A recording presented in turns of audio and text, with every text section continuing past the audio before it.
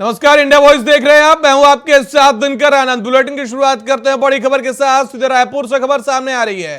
केंद्र सरकार को घेरने के लिए कांग्रेस वक्ता खोज रही है। 22 अप्रैल से जिलों में चलेगा आवाज वक्ता चयन अभियान।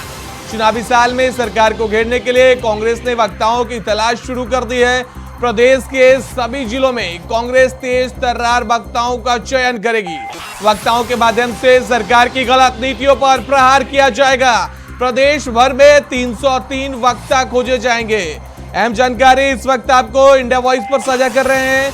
चुनावी साल में केंद्र सरकार को घेरने के लिए कांग्रेस ने वक्ताओं की तलाश शुरू कर दी है। प्रदेश के सभी जिलों में कांग्रेस तेज तर्रार वक्ताओं का चयन करने जा रही है, जिनके माध्यम से केंद्र सरकार की गलत नीतियों पर प्रहार किया जाएगा। आपको बता दें, इसके लिए बाकायदा राजीव भवन में वक्ता चयन कमेटी के सदस्यों की बैठक भी हो चुकी है। आपको बता दें, कमेटी के सदस्य अपने प्रभार जिलों में 22 से 30 अप्रैल तक वक्ताओं की खोज करेंगे। इस वक्त एक अहम जानकारी आपको इंडिया वॉइस पर साझा करेंगे। कांग्रेस चुनावी साल को देखते हुए प्रदेश भर में पूरे छत्तीसगढ़ से वक्ताओं की तलाशी में जुट गई है। कांग्रेस 303 वक्ता खोज रही है, 330 वक्ता खोज रही है। आपको बता दें, ये वक्ताएं जिला कांग्रेस, युवा कांग्रेस, महिला कांग्रेस, एनएसयूआई, सेवा दल और विभाग प्रकोष्ठ यानी कि कांग्रेस विचारधारा से जुड़े हुए होंगे। तो अहम जानकारी आपके साथ साझा कर रहे हैं इंडिया वॉइस पर। कांग्रेस चुनावी साल को देखते हुए प्रदेश भर में वक्ताएं ढूंढ रही है, जिससे कि सरकार की गलत नीतियों को जनता के बीच लाया जा सके।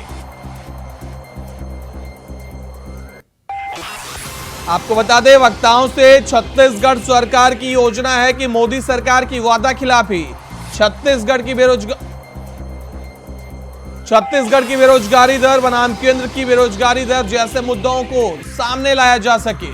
वक्ताओं के माध्यम से कांग्रेस केंद्र सरकार पर हमला बोलना चाहती है। 303 वक्ताओं का प्रदेश भर में कांग्रेस चयन करेगी।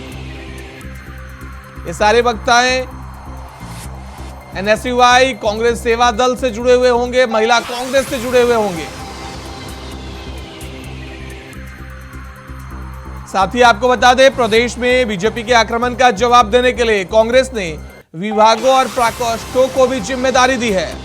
राहुल गांधी के मोदी सरनेम विवाद के सच को जनता के बीच बताने का जिम्मा कांग्रेस ने ओबीसी सेल को दिया है। यानी छत्तीसगढ़ कांग्रेस पूरी तरीके से विधानसभा चुनाव को लेकर एक्टिव मोड में आ गई है। पूरे प्रदेश भर में वक्ताओं का चयन करने जा रही है। 330 वक्ताओं का कांग्रेस चयन करेगी। आपको बता दें, कांग्रेस उन वक्ताओं का ही चयन करेगी जो कि कांग्रेस के विचारधारा से सहमत हो सके।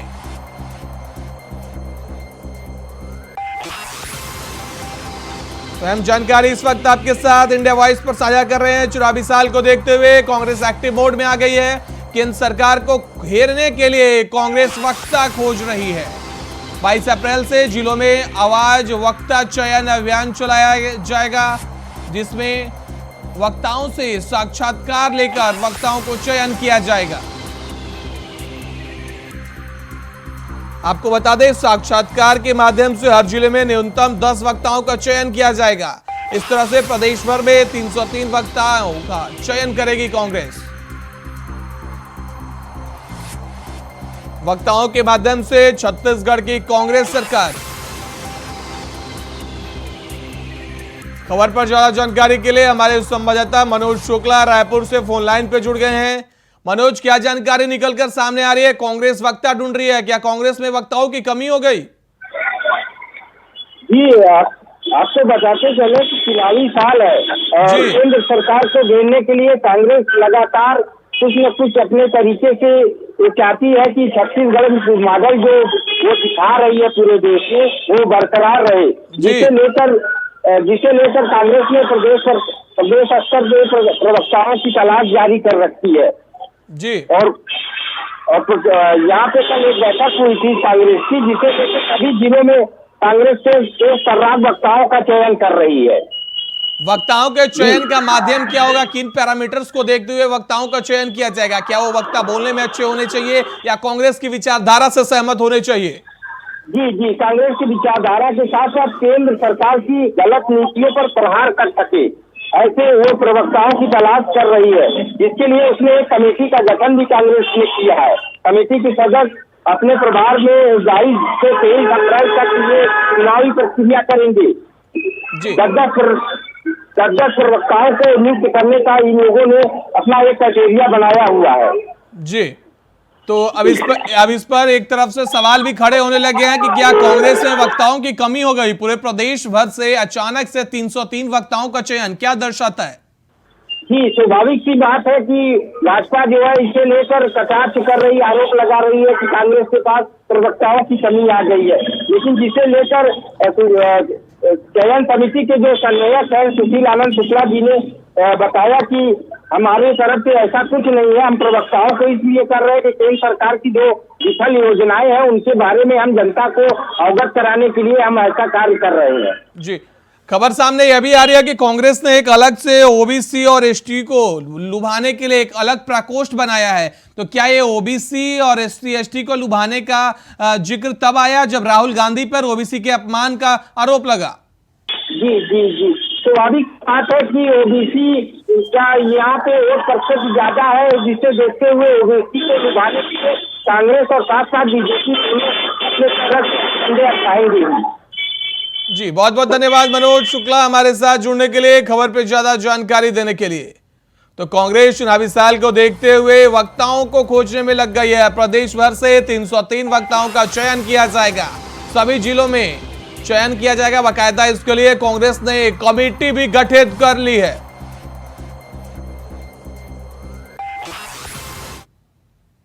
जम्मू के पूंछ से बड़ी खबर सामने आ रही है। आतंकियों की तलाश में सर्च ऑपरेशन जारी है। कल सेना की गाड़ी पर आतंकी हमला हुआ था। आतंकी हमले में 5 जवान शहीद हो गए थे। अहम जानकारी इस वक्त आपको बता रहे हैं। आतंकी हमले को लेकर जम्मू कश्मीर में सर्च ऑपरेशन लगातार जारी है।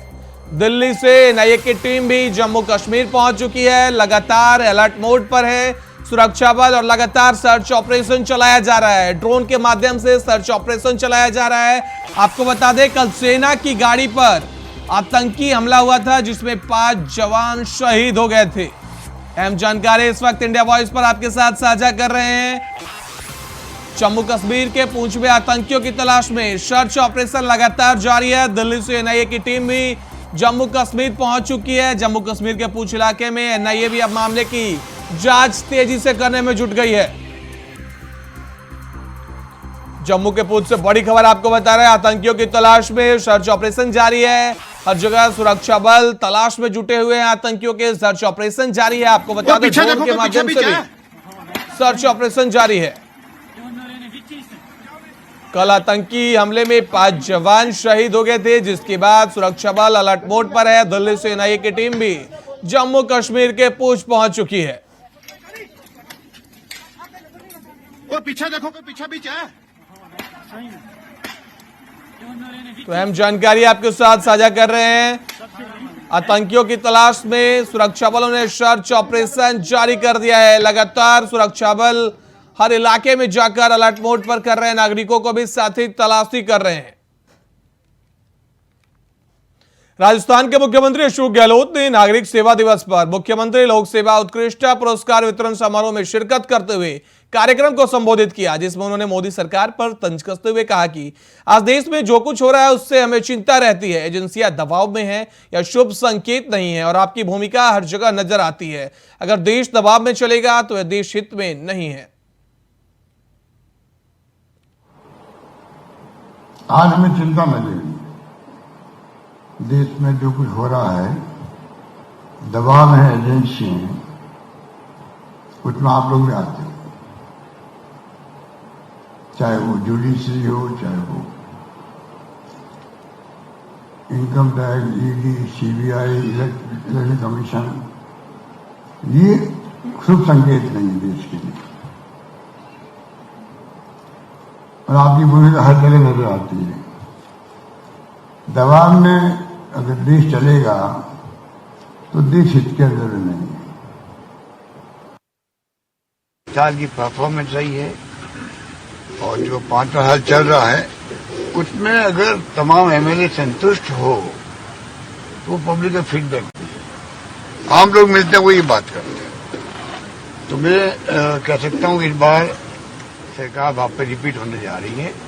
हम जानते हैं कि जैसे चुनाव खत्म होगा कर्नाटका का और सारी फौजें इस तरफ आएंगी बीजेपी की, और जो उनका तरीका है काम करने का तरीका है, जिस प्रकार से धन बल के आधार पर वो लोग मैदान उतरते हैं, जिस प्रकार से प्रधानमंत्री जी और गृह मंत्री तो जैसे अप एंड डाउन कर रहे हो, मैंने पहले भी कहा आपको, दिल्ली और राज्यों के बीच में जैसे गुजरात में किया या और राज्यों में कर रहे हैं, वही तरीका अपनाएंगे राजस्थान के अंदर, हम जानते इस बात को। और हम लोग भी देख रहे हैं कि जो बंगाल के अंदर भी जो उन्होंने तमाशा किया था, जिस प्रकार से बढ़ चढ़कर के हिस्सा लिया था प्रधानमंत्री जी ने भी और गृह मंत्री जी ने भी, तब भी वहां की सरकार ने और ममता बनर्जी ने उनको जो शिकस्त दी है, मैं समझता हूं उससे बड़ी शिकस्त इस बार राजस्थान में मिलेगी, ये मेरा मानना है। और मेरा सोच है कि इस बार पब्लिक का मूड इस तरह बन गया है, हमारे लिए पहले हमारी खुद की समस्या का समाधान है, चाहे महंगाई है, बेरोजगारी है, चाहे राजस्थान कच्चा की विकास है, वो हमारी प्रायोरिटी है। और इस बार जनता प्रायोरिटी रखेगी अपने खुद के राजस्थान के विकास की, और जो हमने मिशन 2030 बनाया है लॉन्ग टर्म के लिए, और चुनाव के लिए मैंने कहा मिशन 156, तो हमारी तमाम जो कोशिशें हैं, प्रयास है, वो जनता का दिल जीतने की है। किस प्रकार से हम जनता तक हमारी योजना पहुंचाएं। महंगाई राहत शिविर है ये। महाराष्ट्र के पूर्व मुख्यमंत्री उद्धव ठाकरे ने खारघर में हीट स्ट्रोक से हुई मौतों पर कहा कि जिन्होंने अपराध किया है उनके खिलाफ एफआईआर होनी चाहिए। आज के दिनों में ये तो पता है सब गर्मी तेजी से बढ़ती जा रही है, और ऐसे इन दिनों में अगर आप पूरे दिन में ऐसे प्रोग्राम करेंगे तो जो नहीं होना चाहिए था वही होगा। खारघर मामले में जिस प्रकार इंक्वायरी एक सदस्यीय समिति की बिठाई गई है, क्या आप नहीं, उसमें मुझे ऐसे लगता है कि कोई सदस्य वगैरह नियुक्त करने की जरूरत नहीं है। सारी कुछ बातें सामने हैं, जिन्होंने ये ऑर्गेनाइज किया था उनके ऊपर तो गुना दाखिल होना चाहिए। क्या आप लगता है कि इस पूरे मामले को लेकर गंभीरता से लेकर सीएम और डीसीएम ने जो है वो रिजाइन करना जरूरी है? देखो, अगर किसी ने मांग की तो उसमें गलत क्या है? आप मांग करते हैं? ने मांग करने से भी यही अच्छा होगा कि उन्होंने खुद इसकी जिम्मेदारी लेकर इस्तीफा देना चाहिए। आशा जी का भी प्रोग्राम हुआ था, उस वक्त तो सारी बातें सब ठीक हुई थी। इसके पहले भी ऐसे नहीं कि ये प्रोग्राम पहली बार हुआ है महाराष्ट्र में, महाराष्ट्र भूषण का, इसके पहले कई बार हुआ है। तो उस वक्त कैसे आयोजन किया गया था, और आप इतने बड़े स्केल पर करना चाहते थे तो वैसा उसका नियोजन होना चाहिए। जिम्मेदारी सरकार नहीं ले रही है, धर्माधिकारी इनके ऊपर डाली है, क्योंकि उन्होंने ये तो बीजेपी की खासियत है, इस्तेमाल करो और फेंको। जब कोई चीज उनके ऊपर आती है तो सीधा दूसरे के ऊपर ढकेल देती है। ये प्रयागराज में हुए माफिया अतीक अहमद और उसके भाई अशरफ के हत्याकांड के सवाल पर योगी सरकार के मंत्री नंद गोपाल गुप्ता नंदी बचते दिखाई दिए। योगी के मंत्री ने इस हत्याकांड के सवाल पर कुछ भी बोलने से इनकार किया। इतना ही नहीं, उन्होंने कहा कि अभी चुनाव की बात करते हैं, वहीं बार बार सवाल पूछने पर उन्होंने कहा कि क्या मुंह में घुसकर सवाल पूछेंगे। बता दें कि उमेश हत्याकांड के बाद माफिया अतीक की बहन ने नंद गुप्ता नंदी पर आरोप लगाते हुए कहा था कि नंदी ने अतीक से 5 करोड़ रुपए लिए थे। क्या कांड हुआ है अतीक अहमद का, उस पर क्या कहना? अभी आप इसकी बात करिए, अभी चुनाव की बात करिए, चुनाव की बात करिए। जो शूटर मारे गए उस पर क्या कहेंगे? क्या कहेंगे भाई, चुनाव की बात करिए। नहीं शूटर क्या किसी गिरोह के ये लग रहे थे कि मुंह में घुसा के बोलो। नहीं मुंह नहीं, ऐसे पूछ रहा है किसी गिरोह के थे या कुछ? सहारनपुर में बीजेपी के शहर विधायक राजीव गुंबर ने अतीक अहमद और उसके भाई अशरफ हत्याकांड में विवादित बयान दिया है। सोशल मीडिया पर उनका ये वीडियो वायरल हो रहा है, जिसमें वह इस हत्याकांड का श्रेय अपनी सरकार को देते दिखाई दे रहे हैं। साथ ही वह कह रहे हैं अब सहारनपुर के गुंडों की बारी है, जबकि प्रयागराज में पुलिस कस्टडी में माफिया डॉन अतीक अहमद और उसके भाई अशरफ की हत्या की जांच प्रदेश सरकार करा रही है।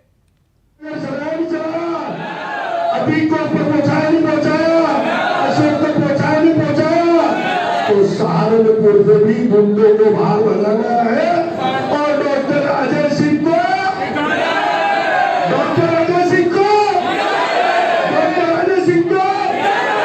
बहुत बहुत धन्यवाद, बहुत बहुत आभार।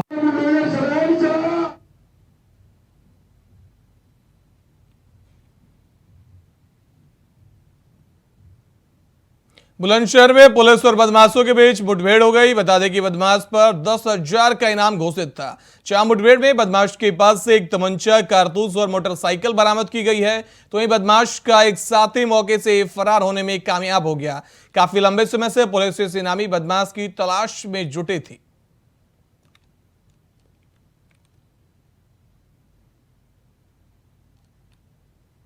तो बुलंदशहर की खबर आपको बता रहे हैं, जहां पुलिस और बदमाशों के बीच मुठभेड़ हो गई।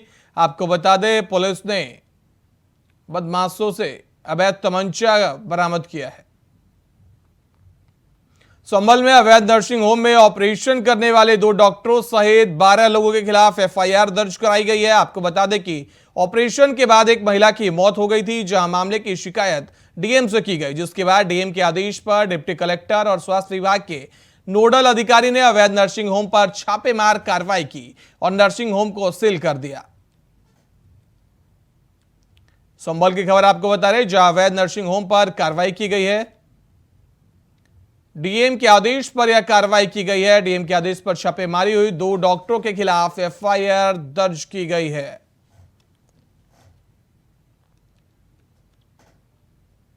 तो 2 डॉक्टरों के खिलाफ एफआईआर दर्ज की गई है। नर्सिंग होम को सील कर दिया गया है डीएम के आदेश पर। बता दें कि यहां महिला की मौत हो गई थी, जिसके बाद अवैध नर्सिंग होम पर कार्रवाई की गई है।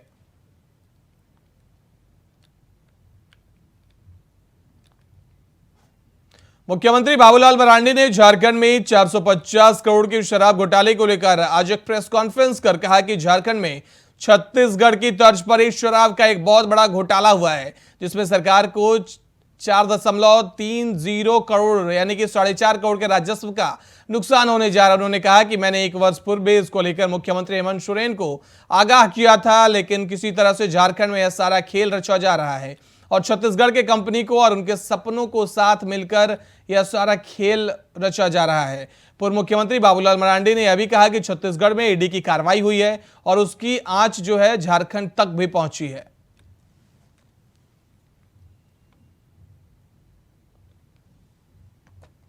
खबर पे ज्यादा जानकारी के लिए हमारे संवाददाता राकेश कुमार फोन लाइन पे जुड़ गए हैं। राकेश, क्या कुछ है पूरा मामला? बाबूलाल मरांडी ने प्रेस कॉन्फ्रेंस कर बड़ा आरोप लगाया हेमंत सोरेन की सरकार पर। देखिए, ये पुराना मामला है। खास करके सबसे बड़ी बात कही जा सकती है कि राज्य में जिस तरीके से शराब नीति तैयार की गई थी, उसमें छत्तीसगढ़ के परामर्शी को लाया गया था और छत्तीसगढ़ में जिस कंपनी को सलाहकार के रूप में रखा गया था, वो पहले से ही ईडी की रडार पर थी। तो कहीं ना कहीं बाबूलाल मरांडी पहले भी मुख्यमंत्री को पत्र लिखते रहे थे और इस बार भी उन्होंने हिदायत दी थी कि अगर सरकार नहीं चेती तो शायद वो भी शिकंजे में कसी जा सकती है ईडी के। तो फिलहाल बाबूलाल मरांडी ने एक बार फिर से कहा है जिस तरीके से ईडी जांच कर रही है और जिन अधिकारियों को फिर से एक बार बुलाया है राज्य के, उसके बाद से अगला नंबर हो सकता है कि राज्य सरकार की होगी। तो कहीं ना कहीं राज्य सरकार की फजीहत होगी और ईडी के गिरफ्त में राज्य सरकार के कुछ नेता आ सकते हैं। जी, बाबूलाल मरांडी ने एग्जाम्पल दिया है छत्तीसगढ़ की तर्ज पर इस शराब का बड़ा घोटाला हुआ है। 4 करोड़ 30 लाख के राजस्व का नुकसान की बात कर रहे हैं। कितनी सच्चाई है उनके इन दावों में? देखिए, निश्चित तौर पे कहा जा सकता है कि जिस तरीके से बाबूलाल मरांडी ने जो प्रेस कॉन्फ्रेंस करके कहा है, उसमें काफी सच्चाई है कि कहीं ना कहीं इतना नुकसान रेवेन्यू का हुआ है सरकार को। और जिस तरीके से पहले ही उन्होंने आगाह किया था कि जिस कंपनी के थ्रू काम कराया जा रहा है वो पहले से ही कहीं ना कहीं काली सूची में डाली गई है, उस पर ईडी की जांच चल रही है। अगर उस कंपनी के तहत काम कराया गया राज्य में तो कहीं ना कहीं फिर से घपला हो सकता है, घोटाला हो सकता है। और इसी आशंका के आधार पर बाबूलाल मरांडी ने एक बार तब फिर से मुंह खोला है जब ईडी ने राज्य के 2 बड़े अधिकारियों को यानी कि विभाग के सचिव को और एक आयुक्त को, दोनों को पूछताछ के लिए ईडी ने बुलाया है छत्तीसगढ़ की टीम ने। तो कहीं ना कहीं अब अगली कड़ी जो जुड़ती जा रही है वो राज्य सरकार के कुछ और लोगों पर पड़ती नजर आ रही है। जी, बाबूलाल मरांडी ने इसके साथ यह भी कहा कि सारे मामले को छुपाया और दबाया जा रहा है। झारखंड सरकार सक्रिय तब हुई जब छत्तीसगढ़ में ईडी का छापा पड़ा और कई सुराग मिले हैं। देखिए, जब ये पूरा मामला जब खुलासा हुआ था छत्तीसगढ़ में, उसके बाद से राज्य सरकार ने वो कंपनी को हटाकर अपनी जो पहले से जो चल रही थी कंपनी, उसको जिम्मेदारी थी राज्य में शराब के व्यवसाय को लेकर के। तो फिलहाल की बात की जाए तो उनकी बातों में सच्चाई नजर आती है कि कहीं न कहीं पहले ही अगर इस कंपनी को जिम्मा नहीं दिया जाता तो शायद राज्य के अधिकारी भी इसमें नहीं फंसते। और साथ साथ ये भी कहा जाता कि इतना बड़ा घोटाला होने की संभावना भी नहीं हो सकती है। हालांकि ईडी की जांच होनी है, जांच के बाद से पता चल पाएगा कि आखिर कितना नुकसान हुआ है राज्य को और किस तरीके से इस पूरे मामले में राजस्व का घोटाला हुआ है। जी, बहुत बहुत धन्यवाद राकेश हमारे साथ जुड़ने के लिए और खबर पर ज्यादा जानकारी देने के लिए। राजधानी दिल्ली के साकेत कोर्ट परिसर में गोलीबारी की घटना से प्रशासनिक महकमे में हड़कंप मच गया। शुक्रवार सुबह कोर्ट का काम शुरू ही हुआ था कि बदमाशों ने साकेत कोर्ट में ताबड़तोड़ फायरिंग कर इलाके में दहशत फैला दी। वकील के ड्रेस में आए बदमाशों ने साकेत कोर्ट परिसर में एक महिला पर गोलीबारी की। गोलीबारी में महिला गंभीर रूप से घायल हो गई, जिसे एम्स में भर्ती कराया गया है। वहीं पुलिस की मौजूदगी और लोगों की भीड़भाड़ के बीच बदमाशों ने लड़की को 4 गोलियां मारी थी। तो साकेत कोर्ट की घटना आपको बता रहे हैं, जहां आज महिला को दिन दहाड़े वकील के वेश में आए बदमाशों ने गोली मार दी।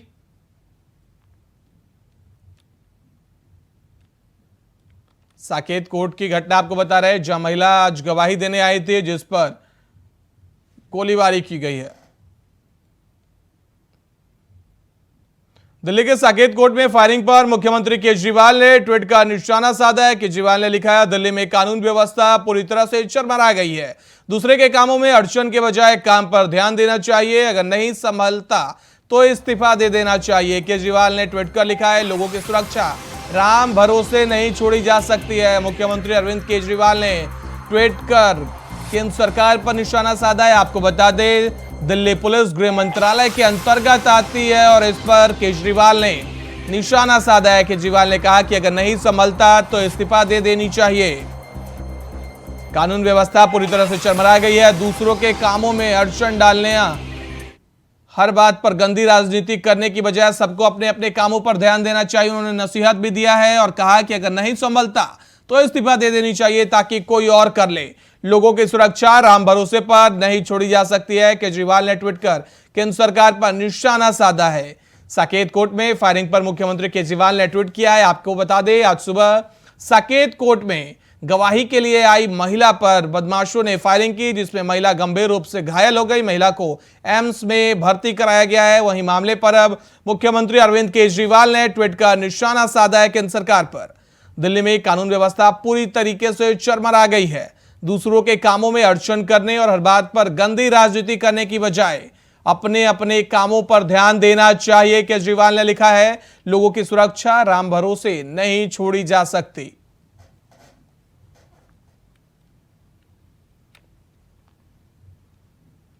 बुलेटिन में फिलहाल इतना ही। देश दुनिया की बाकी खबरों के लिए देखते रहिए इंडिया वॉइस।